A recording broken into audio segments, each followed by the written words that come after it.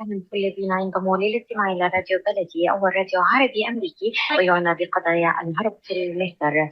برامجنا في راديو بلدي كل يوم جمعة من 8 وحتى 9 صباحا في بث حي ومباشر عبر WNZK راديو 690 AM. صباح الخير بلدي، صباح الخير لكل مستمعينا. Welcome to Radio Baladi, the first Arab, Middle Eastern, and American simulcast radio show. Radio Baladi is broadcast every Friday morning on WNZK 690 AM from 8 until 9 Eastern Time on Good Morning Michigan. Our call-in number 248-557-3300. And now, stay tuned for the best radio talk show on Arab and American issues. And good morning, everyone. It's Friday, May 10, 2024. A little technical thing there going on, but I think we're okay. I'm sure you can hear me. We're broadcasting live on Facebook. Everything's going well there. And, of course, on radio, WNZK AM 690. I'm Ray Hanania. It is May 10, 2024. And I'm here on the second Friday of every month during my off season from Arab News. And then we're delaying the start of the Arab News radio show until August because we want to wrap it around the elections in November. So we do 6 months every year from the Gulf and in Chicago and Detroit on WNZK AM 690 and Washington, D.C. And we may pick up a couple other stations thanks to the help of Layla El-Husseini, the, I don't know what you call a radio owner. Radio show. She's the empress of WNZK AM 690 Radio Bellady. Anyway, we're broadcasting live, and I urge you to check out my columns at arabnews.com and my hub at hanania.com. You can read all my writings. I write 5 columns a week. I write for the Arab News news every week and columns once a week. And I write for a chain of newspapers in Chicago, the regional Des Plaines Valley News. So I do a lot of writing. I love doing all that. But one of my biggest topics is getting the stories out accurately about the Middle East, and we don't really hear it. But today we're going to talk with the attorney who's representing 22 students at Arizona State University. Now, he's from Detroit, David Chami, and we're going to talk to him in a second. We're going to take a quick break, but he's going to tell us about what those students were going through, and maybe we can talk in a very broad way also about the issues involved with students protesting. It said I was a Vietnam veteran. I remember before the war, I was a student. There were protests at our colleges. I remember what it was like. Nobody wanted us to protest, but I didn't see how vicious they were back. They weren't as the viciousness today is 100 times worse than what it was 56 years ago when students were protesting. And those protests in 1968 against the Vietnam War got worse as the Chicago Convention came up in August. And we're going to see a replay of that this August in Chicago. This convention is going to be a big deal. And the protesters, believe me, they're going to be there. They're not going away. So listen, we're going to take one first break here. And then when we come back, I want to introduce you to our guest, David Chami. If you're watching us on Facebook, he's with us already. If you're just on radio, which we appreciate, just hang tight. We'll get through some of these ads, and we'll start talking about these issues. I'm Ray Hanania. We're going to be back right after these messages. ArabNews.com, bringing you breaking news from across the Middle East and the latest on Arabs in America. Get inside the latest headlines with expert analysis and insights at ArabNews.com. Join over 5 million Facebook fans and over 10 million monthly readers. ArabNews.com. News that matters to you. In a perfect world, everyone would be a perfect driver. Hands at 9 and 3, everyone. 9 and 3. Everyone would follow all the rules. Please, go ahead and merge. I'll make room. Thank you, fellow driver. And nothing unexpected would ever happen. Even the squirrels would know the right time to safely cross the road. In this perfect world, you wouldn't have to wear a seatbelt. But in case you hadn't noticed, we don't live in a perfect world. About 1,000 people in Michigan die each year in vehicle crashes, and thousands more are injured. Wearing your seatbelt reduces your risk of death in a crash by 45% in a car and by 60% in a pickup truck. So until we find a perfect world to drive in, make our imperfect world safer by buckling up. A message from the Michigan Office of Highway Safety Planning. Life for Relief and Development has now been rated as one of the best charities for humanitarian aid. Life's humanitarian projects span the globe, and Life is celebrating its 30th anniversary of providing essential life-saving aid to people and communities in 36 countries, regardless of race, color, religion, or cultural background. Where there is life, there is hope. And when disaster occurs here or around the world, including being one of the first responders to the Turkey-Syria earthquake crisis, Life for Relief and Development rushes in to provide food, medical aid, and shelter to those in need. We are looking to help the earthquake victims, and we take 0% overhead on emergency donations. So please help improve these efforts. Learn more about our involvement to help the helpless and bring hope where it's needed most. And make your tax-deductible donation to Life for Relief and Development now at lifeusa.org or call 248-424-7493. That's 248-424-7493. And welcome back to Radio Ballady. I'm Ray Hanania here at WNZK AM 690 Radio. I'm here with my guest, Attorney David Chami. David, welcome to the program. And I know you're way on the West Coast now, so wow, I'm going, okay. I know how rough it is to get up that early in the morning, but this is so important what you're doing. And I'll tell you why. But first, tell us a little bit about yourself. Give us some background to the audience. I know that you graduated from Arizona State University with a law degree in 2009, but give us the 411 on you and what you do. Well, good morning. I'm born and raised in Detroit. Third generation Arab American, although my father was an immigrant. My grandfather on my mother's side was born in Hamtramck, Michigan. So I had a family, had a couple children, and then one day decided, I needed to get a law degree. I needed to be able to make a difference, not only for my family, but for our community. Probably some time after, maybe a few years after the Iraq invasion, I decided if I was gonna make a difference in the world, it wasn't gonna be in sales. And then I found out becoming a lawyer actually has a lot to do with sales. So I went to law school at Arizona State University. I graduated, and I decided to plant my roots there and start my legal practice.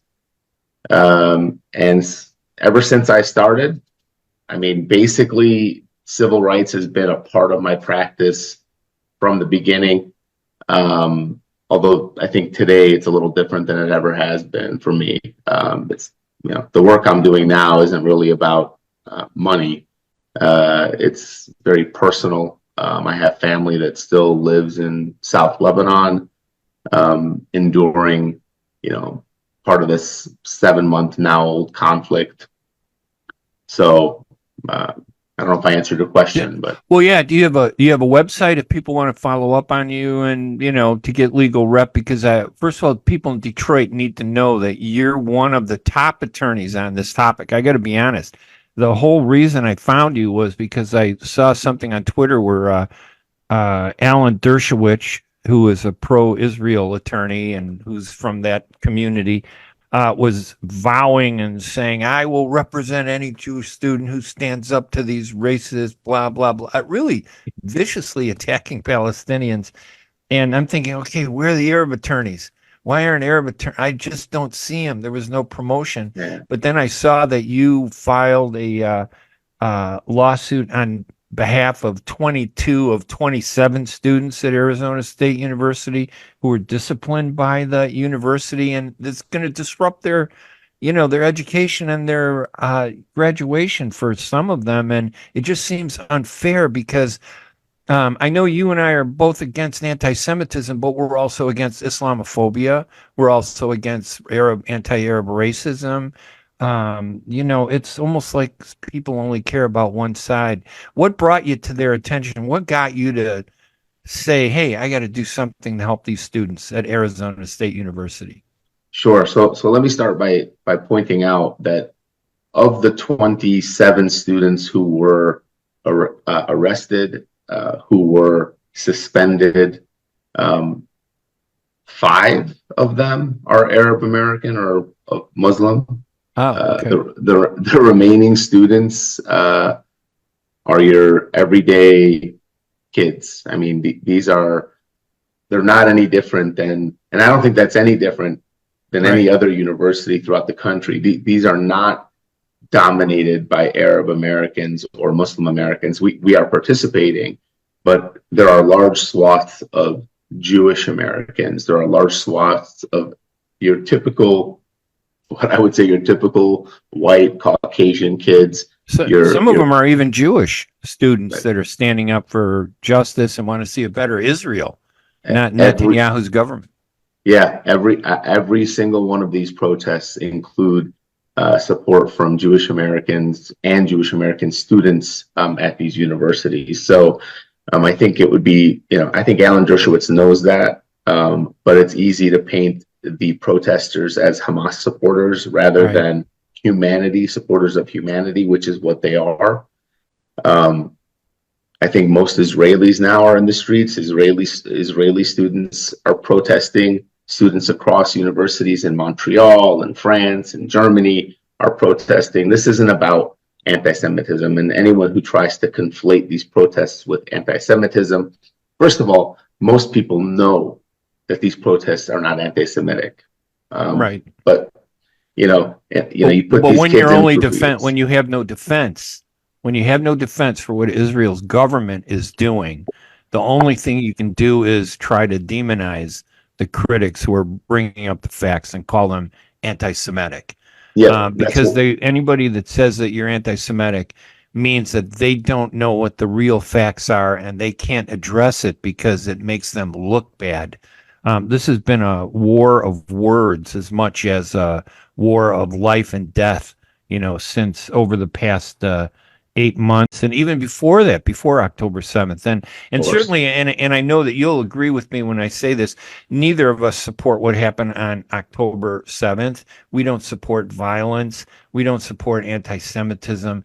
It's just a shame that we have to keep saying that as Arab Americans and as Palestinians, but they don't have to say they don't support Islamophobia. They don't say that they don't support anti-Arab racism against Muslims and Christians, because the majority of Arabs in this country are actually Christian Arabs, and they take a beating because of that.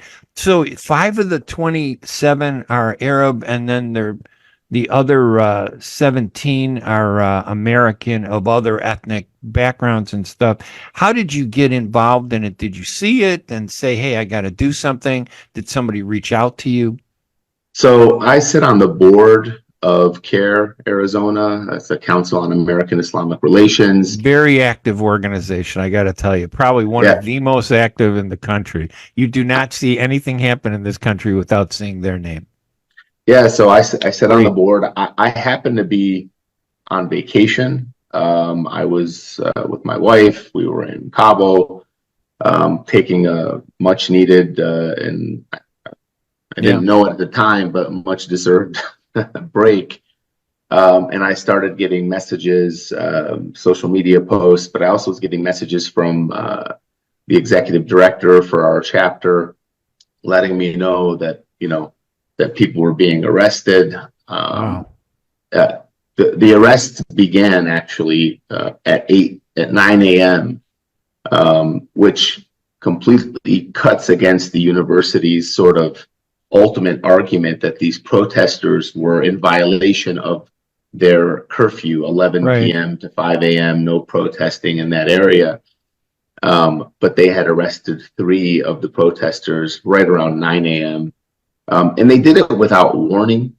They did it without providing them any explanation for the arrests. The police chief of Arizona State University was actually caught on camera with a pocket knife slashing the tents that were being put up. Just like that kind of, there's a deep-seated hatred with some people who oppose these protests. That, we'll talk about this later about the Chicago police, but that's amazing. Well, we got to take I want to take our next break here, David, but let me ask you a question. You're with CARE. I didn't know, again, it doesn't really matter if you're Muslim or Christian. but CARE is very open. And I thought you were Christian. Now you may be Muslim. Am I correct? Or I am Muslim. you are? Okay. Well, Yeah. and again, it doesn't matter to me, but whenever I can showcase Christian activism, I try to do that too, because some people think that Christian Arabs don't exist and they ignore us, and it's not any offense to Muslim Arabs who do a tremendous amount of work. CARE is probably, like I said, one of the strongest, most active organizations, in the country. And I can't even keep up with all the stuff that they do, but I wish other organizations were as active as CARE. I can tell you my Christian Arab friends, which I have many of, are actively supporting me in my endeavors. So, and we're together, Christians and Muslims and even Jewish Americans. I mean, when it comes to doing the right thing, they're all together. So that's always a good thing. We're on with David Chami. He's an attorney who's representing 22 students at Arizona State University. We're talking about the university's crackdown on them, but it's kind of a microcosm of the bigger movement that's taking place across the country at probably 100 or more universities, where students are standing up to what is clearly genocide in Gaza by a government. Not a people or religion, but a government. And they're being attacked, they're being demonized, they're being vilified.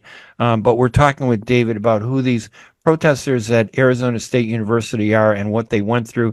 And really, honestly, that CARE and he, as an attorney, stepped up to the plate to represent them and defend them when the university cracked down on them. I think it was early in April 26th, I think, was it? I think that was the day when they was at it. Yeah.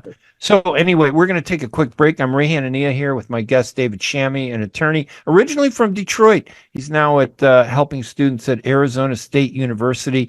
Hang on with us, and we'll be right back right after these messages. Ziyad brand. Quality products from our family to yours.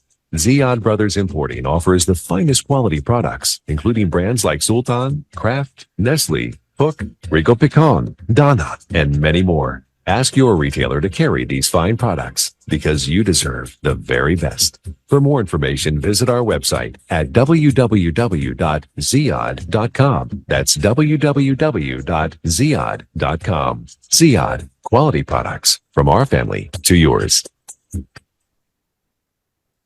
Hey, Michigan drivers, are you sending or answering group chats behind the wheel, checking emails at the light, calling family or friends on the commute? Michigan's hands-free law makes it illegal to manually use electronic devices while behind the wheel of a vehicle. Breaking the law could mean fines or even community service. Go hands-free, just drive. It's the law. Learn more at michigan.gov/distracted driving. A message from the Michigan Office of Highway Safety Planning. Get ready for an amazing experience at Ishtar Restaurant on 15 Mile Road in Sterling Heights. Enjoy excellent hospitality from owners Ali Al-Baghdadi and Fatty Bottom, serving the best in Mediterranean food. Try Chef Ali Al-Baghdadi's famous shawarma, the best Iraqi grills and food, and the best Arabic and international dishes. Dine in our authentic atmosphere or take out. Call 586-698-2585 or check us out on Facebook. Ishtar Restaurant practices all CDC guidelines and is open every day, 11 a.m. to 10 p.m. Have an amazing experience today at Ishtar Restaurant, 3625 15 Mile Road, Sterling Heights. And welcome back to Radio Bellady. I'm Ray Hanania with my guest, attorney David Chami. David is originally from the greater Detroit region, and I think he said Hamtramck, I think, originally. And grandfather. Your grandfather. Yeah, I actually lived in Dearborn Heights. Dearborn Heights, that's it. That's the capital of the Arab community. And the people who hate us, they say terrible things simply because we're concentrated. In Chicago, we had a district that had the largest concentration of Arab and Palestinian voters, a congressional district. And in the last, and we elected somebody who was being representative of us, an American woman, Marie Newman. As soon as they saw that, they went in and they divided that district into 5 different parts and split us up so that we couldn't have our voice, all because they said there is no word Arab on the census. Now we have Mina, but I've yet to run into somebody who says, "Hey, I'm Mina." I'm not Mina, I'm Arab. That's the 4-letter word I am, and I'm proud to be Arab, and I'm not ever going to be anything different. David Chami, you represented, like we were talking about earlier, 22 of the students. Tell us a little bit about what were the legal issues? I mean, were they violent? Did they destroy stuff? What did they do to justify this crackdown that's going to jeopardize their educations now because of the university action? Right. So Ray, let me tell you that, we've seen protests all across the country. We've seen, in Columbia, at Columbia University, they took over a building eventually. Of course, that protest escalated, but the protest at ASU was scheduled for a weekend. It was scheduled to be outside on the main lawn and at the old main lawn in Tempe. Away from the classroom buildings, even though typically you're not having classrooms on the weekends. It was finals week, so the amount of students on campus, the last week of finals week, so there weren't classes. The finals were almost over, and it was as peaceful as you could imagine a protest would be. We're talking about chanting, singing, doing debke, teaching the non-Arabs how to do debke. I mean, it was, there was protesting, but it was non-disruptive, non-violent. There was zero charges against any of these people who were arrested for violence, for resisting arrest, none of that. The sole charge against the people who were arrested was for trespassing.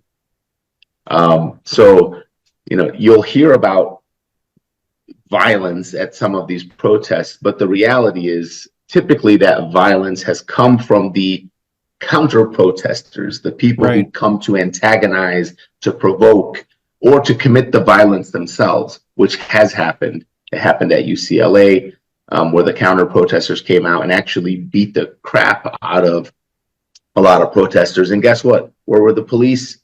Nowhere to be found. And that's not unique. Actually, even at the ASU protest, we had very few, but some counter protesters who were doing things that would have warranted arrest, who did not get arrested. So there was zero basis for it. And I just wanted to say something in response to your earlier comments. So first of all, If somebody wanted to find me, I am the managing partner for Consumer Attorneys. Literally, I wore it as opposed to a suit, but it's consumerattorneys.com. And I also wanted to point out that my partner is actually a Jewish American. So, this is not a Muslim issue as far as what I'm doing for the students in this country. And because this has nothing to do with their religion, it has to do with their First Amendment right to protest. And that's lost on so many people. It's crazy. And if you indulge me, in Arizona, we have a very conservative legislature that has pushed to pass bills that would allow protests anywhere on the college campuses in Arizona, because they want to see groups like Turning Point USA and these more alt-right groups to be permitted to protest without having to worry about arrest because of violations of student code of conduct. But as soon as those protesters were pro-Palestinian or we'll call it anti-war, they're nowhere to be found. No one's standing up for these kids. And so they're going to be at a crossroads. They have to decide, do they actually care about constitutional rights, or do they only care about the rights of those who say what they want to hear? Yeah, I tell you what, I feel bad for Jewish Americans who have been politicized and propagandized by this pro-Netanyahu spin that the protests are anti-Semitic. They're not anti-Semitic. And I know that if one of your students was involved in anti-Semitism or attacked someone who was Jewish because they were Jewish, that you probably would be defending the Jewish kid against that, because it's about defending what's right, not, shoring up the, what's wrong. So it pains me that this country seems focused on that. And I meet a lot of Jewish people who say, oh, it's anti-Semitic. I said, wait a minute. I said, are you really looking at what's going on? You mean to tell me that when a government kills 34,000 people, where 80% of them are civilians, that doesn't mean anything, but these allegations of anti-Semitism, and I'm sure there are some students that are, anti-Semitic, and they should be punished, but prove it. Don't just, slander people and defame a whole group of people. It's almost like one person does something and all the Arabs and Muslims, are suddenly that, and it really is wrong. How do you, and I'm glad you pointed out your law firm, and again, that's Consumers Attorneys, right, with an S.com. Consumer Attorneys, no S, consumerattorneys.com. And you said your partner is Jewish American. Yep. And you're Muslim American. I think that's the perfect combination to stand up for justice for both sides, for Jews, for Muslims, for Christian Arabs, and everybody. So I admire that. Was it hard for you? I mean, at some point did you sit and say, "Oh my gosh, this has been so demonized by the media and politicians"? There are politicians that are just worse than Netanyahu in America.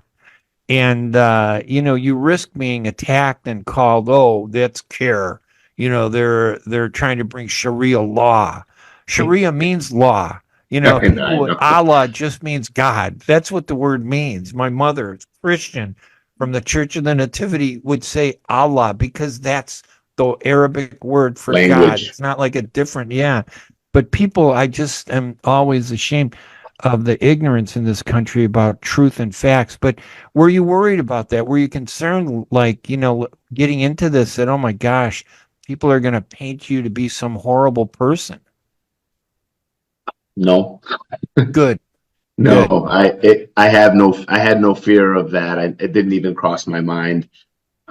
This is not a religious, the lawsuit I filed is not a religious lawsuit. It is a First Amendment lawsuit, is a protection of our constitutional rights. My advocacy on CARE, when I joined the board for the CARE chapter, and people don't understand, the chapters are all autonomous. Right. This has nothing to do with religion. It is about protecting the civil rights of not only Muslim Americans, although predominantly that is what we're focused on, but any people who are being who are having their rights violated. And in our chapter specifically, we have non-Muslim employees, right? I mean, it's not a Muslim advocacy organization in the traditional sense, although we focus on the targeting and the Islamophobia. We do focus on that. We aren't limited to that in any respect. But when I brought this lawsuit, it was specifically to deal with the First Amendment rights that had been violated by of these students. And as you pointed out, only 5 of the 27 were actually Arab. Maybe some Muslim. I don't know if there are any Christians. Doesn't matter. But the rest of them were non-Arab. They're just students, and you're defending everybody. And maybe there could have been a Jewish student among them that was protesting. CARE. I appreciate what CARE does, because it is so hard in this country to do the right thing. They make it so difficult that when you stand up and say the right thing, they want to defame you. They want to twist your words. They want to call you names. They want to deflect away from the real issues and say, oh, you're an anti-Semite or you hate Jews. No, this isn't about Jews. This is about a government. This is about policies that are unfair, not even just to Arabs, policies that are unfair to students. What happened in 1968, the brutality of that convention, I was young before I actually got into the military. Later, after the government looked at what happened, and I think that's going to happen in this case. A year from now, there's going to be a national commission looking at what was the response of police and universities. Back in 1969, I think it was a year later, a state commission looked at what the police did, and they called it a police riot You could see it was a police riot in 1968, but at the time they were cheering the beating of these students. It was just horrible. I just, what you had meant, I don't know if we could talk about that other case. One of the things that brought my attention to Arizona was this video that was circulating on social media of a professor there, Jonathan Udelman, I think was his name. He's a debate professor. And he was just so obnoxious to this woman. She was 20 years old. She was Muslim. She was wearing a hijab, and she was trying to get away from him. But he was like puffing his chest up, and he's yelling at her, saying horrible things to her.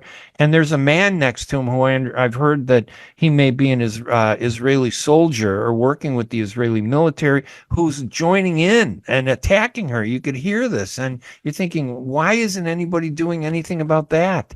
What do we know what happened with the status? I've heard some reports on it. Is that something you could talk about? I could talk briefly about it. I have been in contact with the young woman who was being attacked. I've trying to explain to people that assault doesn't require a physical touching. Although there was a physical touching here, he was puffing his chest. He bumped her at least once. And for those of you on the radio, I imitated the bumping that he did, but he flailed his arms at her. He called her a terrible word for a woman. Yeah, a terrible word. He forced her into, she bumped into a palm tree as she was trying to get away from him. So he caused the physical touching in that regard as well. So technically speaking, under the letter of the law, he did assault her. Even verbal assault is just as bad as, even just a modest physical. And I don't know if you can even say that any kind of physical assault is modest. Just anything. I mean, the threat that was in his voice. She didn't say anything. And from what I understand, I don't think she was even a protester. She was just walking on campus, right? That's right. She was not one of the protesters. She was literally just walking down the street, actually riding her bike, and then had to get off the bike because of the protests that were taking place, but then was trying to get away from him because he started accosting her. And that's the thing about Muslim women who wear the hijab. Obviously, they're very easily identifiable as Muslim. Right. So I will say that what he did on that video is worse than what any single person who was arrested on April 26th at ASU, worse than anything any of them did. So right. I don't know what the university would have done had those videos not gone viral on social media, and had there not been such clear, I think, disgusting footage of his demeanor and his conduct. But I will give them credit. He was fired yesterday from the university. He's trespassed. It was last night. That's right. So he was also trespassed from the campus, which means he's not permitted on campus ever again. And the man that was with him is an IDF soldier. He actually makes it a habit to go to these colleges across the country and antagonize. That's right. What he does. He's a troublemaker. You could tell from his words on the video. And if people want to see this YouTube video, you can go to hanania.com in the notes section, where I did an interview with David and posted that. And then also in another post, I posted the video. If you want to watch this, it's a little disgusting because the intensity of the hatred that comes across in the language. Now, I don't think they would have done that to that professor had it not been for you representing those students, because had those students not been defended by somebody, nobody would have focused on that video, this horrific video of this professor. He's actually a professor, ethics. Ethics professor, debate professor, picking on a woman who really, it's like, she's like 20. What the heck? It's like terrible. It just makes you feel sick when you see what's taking place. But I don't think they would have taken action against him had it not been for your lawsuit, because you raised the issue to the point that I think, in my opinion, you told the university what you're doing is wrong. There's a double standard here. on how you're addressing this issue. Did they get the message, or did they feel, oh, we better cover ourselves and respond to this professor? How do you view what the university did overall? So, And so I can tell you that the administrative action taken against these students is ongoing. They're still suspended, still trespassed from campus. Some of them can't, in fact, none of them can go back on campus, and some of them can't go to their on-campus jobs. So they're facing termination here soon. It's terrible. Two of them were unable to attend their graduation on May 6th. And this is so ironic, Ray. Michael Crow, who did fire this professor, Jonathan Udelman, but during the commencement speech, and Michael Crow is the president of Arizona State University, right. he gave a commencement speech, and I posted it on my social media page as well. And ASU posted it on social media. I just took a clip of it, and he says to the students, you have one last assignment before you graduate, and that is to fight for your 4 freedoms. 2 of those freedoms that he encourages them to fight for are freedom of speech and freedom of religion. And the irony can't be lost, I think, on anyone who would hear that and who knows that just a week prior, he suspended 27 students for their use of the First Amendment, for following and protesting against the university's complicity. Let's be clear, our universities are complicit in the ongoing conflict, the genocide that's happening to the Palestinian people, but not just the genocide that's happening to the Palestinian people. Our universities are invested in weapons manufacturers who profit from bloodshed. I mean, think about this. Raytheon, Northrop Grumman, these companies that make bombs and missiles and fighter jets and tanks, if there weren't wars, they'd have no one to supply their weapons to. So when you invest your endowments, and these universities have multi-billion-dollar endowments, when you invest those endowments in companies that profit from war, essentially the only way for you to get a return on your investment is to have more war, to keep selling more missiles and bombs. And so it should not be something that our universities are invested in, because it's counter to what we're supposed to be trying to teach our citizens, right? These kids is to have a future without war. And I blame the media in a way, because that's a great point that I don't think comes across when they say the protesters want the university to divest from Israel. They actually want the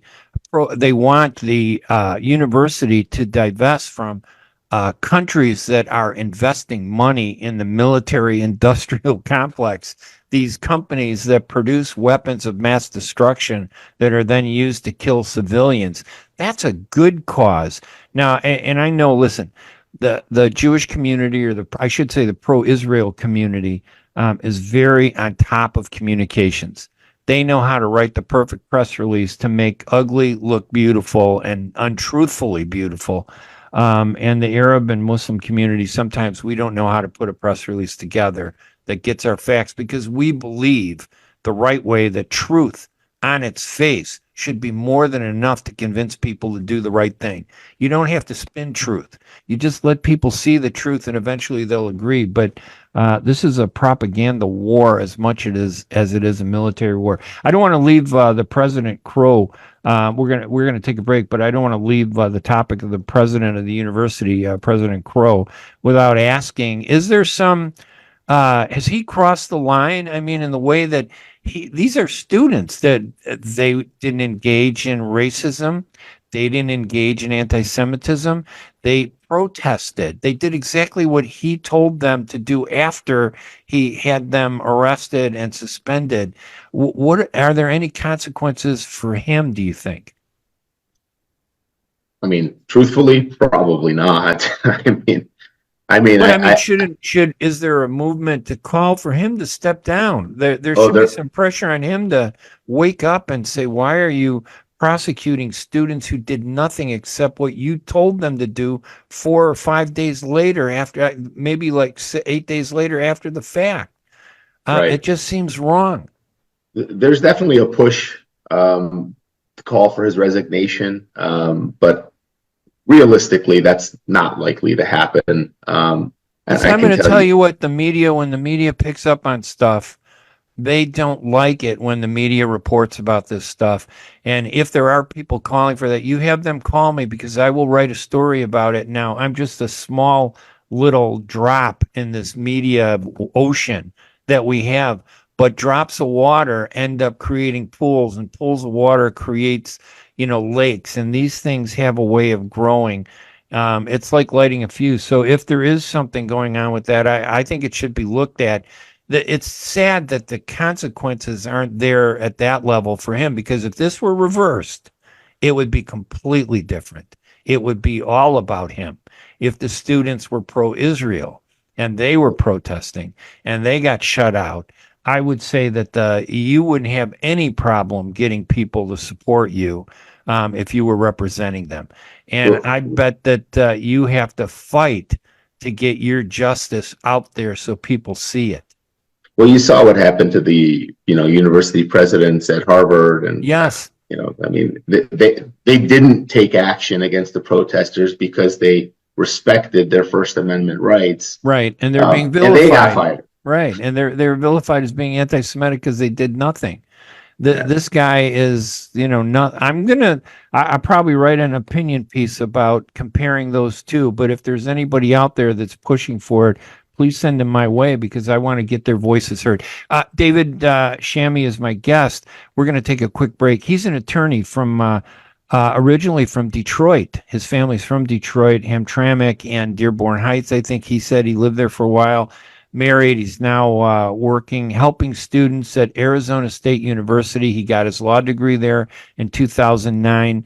He worked at the student legal clinic, and that's something we could talk about when we come back from the break. The amount of transgressions, the types of transgressions that didn't result in anything that would take place. And the only reason they're resulting in something now is because of this overtone of it has to do with Israel and the Palestinians. That's why people are taking actions. His website is consumerattorneys.com. I'm Ray Hanania. We're going to take a quick break, our final break, and we'll be right back to continue this discussion with attorney David Chami. We'll be right back right after these messages. With more than 30,000 successful in vitro fertilizations, IVF Michigan is now ranked as one of America's best fertility clinics, according to Newsweek magazine. IVF Michigan fertility centers are the recognized leaders in high-quality fertility care. With locations in Bloomfield Hills and 9 other cities in Michigan and Ohio, IVF has experts in all aspects of the field. A founding member, American board-certified Dr. Nicholas Shama, is one of the leading reproductive endocrinologists in Michigan and Ohio. He has performed over 20,000 successful IVF cases, and it's helped thousands of couples fulfill their dreams of parenthood. When it's time to get personalized care from Dr. Nicholas Shama at one of America's best fertility clinics, call IVF Michigan Fertility Centers in Michigan and Ohio toll-free at 855-952-9600. 855-952-9600. Are you going to start a restaurant or a grocery store soon? Do you need floor plans and designs? Call Najee Abood at 734-744-9796. Do you want to buy kitchen and restaurant equipment at discount prices? Call Najee Abood now, 734-744-9796. New Concept Products and Design, the trademark of kitchen equipment. 5% discount on all purchases of $75,000 or more. New Concept Products and Design, new location, 31185 Schoolcraft in Livonia. Learn more at www.newconceptproducts.com. Call Najee Abood, 734-744-9796. At Top Rehab Physical Therapy Clinic in Dearborn, we provide effective physical therapy sessions in order to limit pain and discomfort. Top Rehab provides physical therapy care for any diagnosis prescribed by a physician, and we regularly see and treat conditions such as stroke, TMJ, fibromyalgia, sciatica, joint pain, and more. We use a variety of pain management methods, including modalities, soft tissue mobilization, and therapeutic exercise. If you're in need of physical rehabilitation or physical therapy, get the highest quality health care at Top Rehab. Most insurance is accepted, and we're open Monday, Wednesday, and Friday 8 to 6, Tuesday and Thursday 8 to 5, and Saturday 10 till 2. Call for an appointment today at 313-846-0555. That's 313-846-0555. Choose Top Rehab Physical Therapy Clinic on Michigan Avenue in Dearborn. Life's too short to be in pain. And welcome back to Radio Bellady. I'm your host, Ray Hanania. My website is hanania.com for all my columns and posts and links to all the stuff that I do. I don't know. I was going to be a doctor like all my uncles and cousins. And one day I woke up in the middle of the Vietnam War, and I'm watching a TV debate between an Arab and an Israeli. And the Israeli looked American. He sounded American. He didn't just speak English. He spoke American baseball. And then the Arab spokesperson, again, he had the just cause. He just couldn't speak. He didn't look good. He didn't present himself. And you could tell he was losing the debate, even though he had the just argument. And I realized that, the problem is we don't understand presentation, communications, how to make our arguments. Perception is reality in this country. It's not what you say, but how you say it. And I ended up getting into journalism, and sometimes I regret it because even the Arab community doesn't appreciate journalists. I don't think journalists are held in high esteem. Writers are not held in high esteem unless you do poetry or music, or you're singing at a hafla.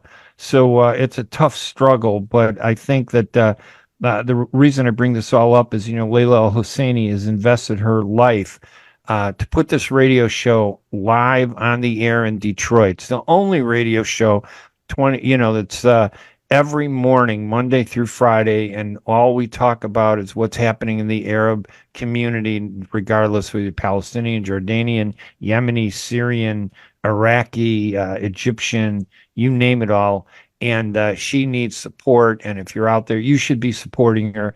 You should be helping this radio station to get the word out on stories like this. A guy, David Chami, he's an attorney with a great organization, CARE, in Arizona. It's in Tempe, Arizona State University, which is a little city, I think, that's southeast of Phoenix, if I'm correct, right? And that is right. It's Tempe.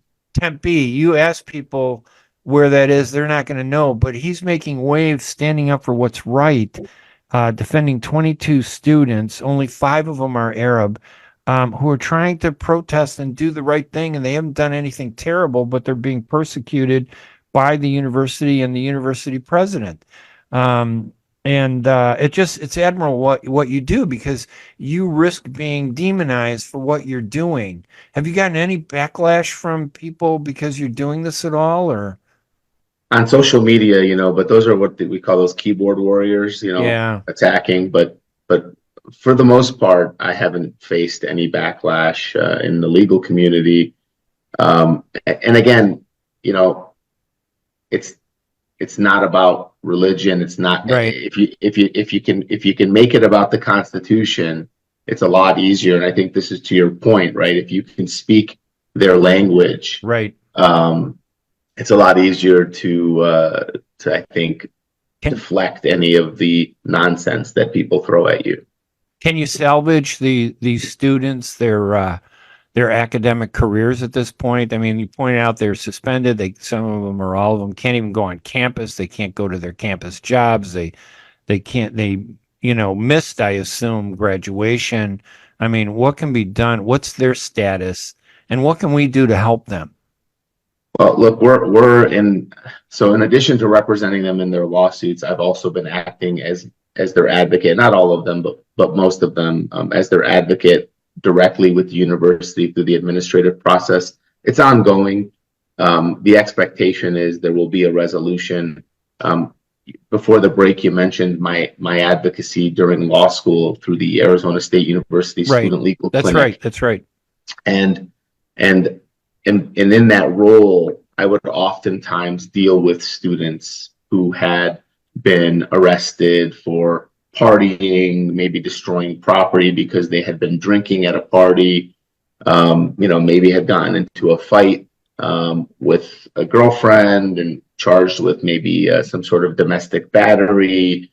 And in Arizona, if you punch a wall, it can be domestic violence. So there's a lot of things that kids would get in trouble for during school.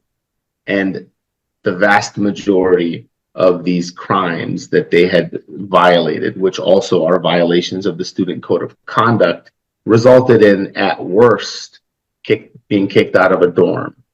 I can't recall a single time where I represented a student or had a student come in who was facing, who had been suspended from classes, who had been prevented from even communicating. The kids I'm representing can't even communicate with their professors about their coursework or the lack of coursework that they didn't complete.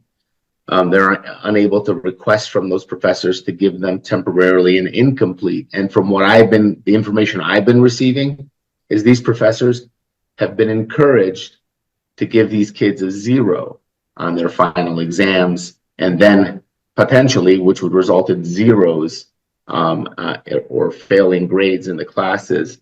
Now, during our hearing in court, the university did say that if the suspensions are lifted, these students would be permitted, and they assured us that they would be allowed to complete whatever missed assignments they had, final exams, and they would be able to get their degrees even though they missed commencements if they had qualified for graduation. At this point, I can't tell you what they'll actually do. I would be shocked if they continued to toe the line and to say these kids would be, permanently suspended or not be allowed to complete their classes, just because I'm still in an active lawsuit now. Right. And in that lawsuit, I suspect that I'm going to find plenty of examples where they did not take the same type of action for conduct that was far worse than what these kids did. In fact, when people say what they did wasn't that bad, I go the other way, Ray. What these kids did was commendable. It was honorable. To be punished for what they did to me it's unexplainable. It's unfathomable. I don't understand how you can punish these kids and even take the action that they've taken because they didn't get off the lawn at 11 o'clock. Yeah, and I think that two really important points. One, just for our listeners, David Chami, after he got his law degree, I want to emphasize he worked with the Arizona State University Student Legal Center to help students and address their issues. And he pointed out in those cases, the grievances were far more terrible than the grievances and complaints against the students he's representing now who were protesting the genocide in Gaza. It doesn't even come close, and it fit right in with what the president of the university was saying. Go out and fight and free speech, say what you need to do, and that's exactly what they were doing. They didn't do anything compared to all the stuff that was brought to you as at the legal student aid center at the university, and those students weren't kicked out. They weren't, they were just treated like, but you're 27, you're 22 students. 5 of them are Arab, but it doesn't matter to the public. All 22 might as well be Arab. All 22 might as well be Muslim. They don't care what they are. They hate them because of what they symbolize, and they want to punish them. It's almost like this is a form of Islamophobia just because someone looks at me. I've been attacked many times by people saying, oh, you're a Muslim, and they'd say terrible things about me. And the fact that I'm Christian doesn't really matter. I'm still the victim of Islamophobia. And I think all 22 of those students are victims of racism and Islamophobia by the university. It's just horrible. But the other thing is that, they're lucky that CARE is there to provide a legal defense through you and others to represent them. Unfortunately, I don't hear about this in a lot of other places. Nobody's putting an effort into it. So when you get back to CARE, you got to tell them and they do a great job. CARE's the last organization that needs to be told. put out a press release. But their press releases make a difference. And so it's impossible to cover all the things that CARE does, but it gets out. It has a cumulative effect of telling people that something's wrong here, and there's a voice in defense of people that are unjustly treated. And I think it's admirable that you are representing them. We only have a few minutes left. I don't know if there's anything you want to talk about. I'm certainly interested if you do anything with the young girl. We'd love to know what goes on with that. Maybe CARE will be doing something with that. Maybe you will. And I'm certainly interested in any people that feel in a much stronger, or at least reflecting our feelings that we've talked about the role of the president. I think that he needs to be held accountable. That's my opinion. He should not be allowed to get away with what he's done, because there is a double standard. Even if they did punish this guy Yodelman, this professor, after the fact, they finally did something, that doesn't negate the hypocrisy and the double standard that's taking place with these 22 students. And it still is a double standard. So I'll tell you that all of these students received their disciplinary letters within 24 hours, in some cases within 4 hours of their arrest, which suggests to me that they were planning the suspensions. It was decided you get arrested, you're getting suspended. And then they sent the police out there to arrest them, right? So it suggests to me a pre-plan to not only arrest these kids, but to suspend them. And the idea is to chill future speech, right? If you know that the university is going to crack down and suspend you and take disproportionate action, then you're more likely to stay home, and that's what they want.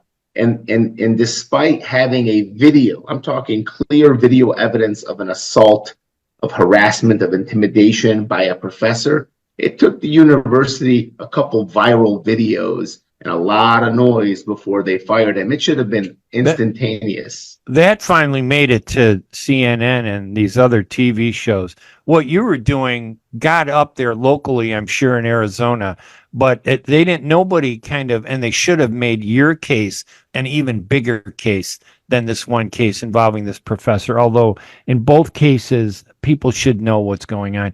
David, listen, thank you so much. Again, my guest, David Chami, he took the time out this morning. He's way on the West Coast, and it's early in the morning over there, and I know what it's like, although it's not as bad for me here in Chicago, broadcasting in Detroit.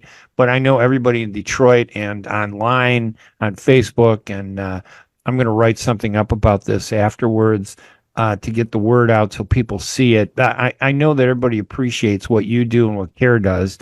And, please stay in touch with me with anything else that you do, because it's so important that we get the word out on that. David Chami, the attorney, his website is Consumer Attorneys, EYS, right? That's right. And some people go IES, but EYS, consumerattorneys.com.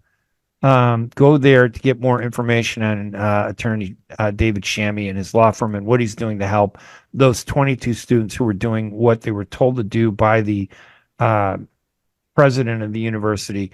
Stand up for freedom and fight for it. Of course, the president waited until after they were dismissed and suspended before he got up and he said that. So, David, thank you so much for joining us. We really appreciate it. Thanks for having me. Pleasure talking to you. Take care. Everybody, thank you for listening to Radio Ballady. I'm Ray Hanania. This will be posted on YouTube, and it'll be on my website at hanania.com.